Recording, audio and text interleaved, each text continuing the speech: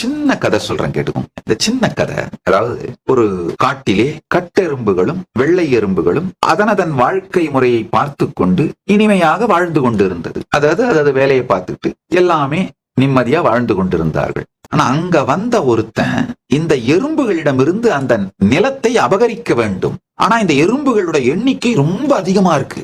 இதை எப்படி இந்த நிலத்தை அபகரிப்பது? இந்த எறும்புகள் விடாது.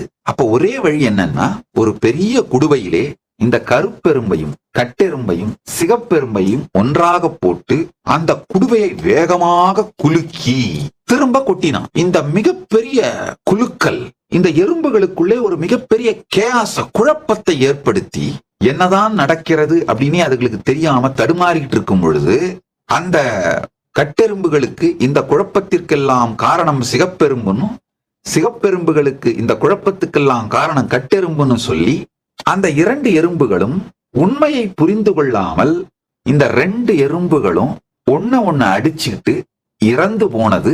அந்த நிலத்தை அந்த கொடூர அரக்கன் கைப்பற்றி கொண்டான். இந்த கதை தான் நம் சனாதன இந்து தர்மத்தின் மீதும் நிகழ்த்தப்பட்டது.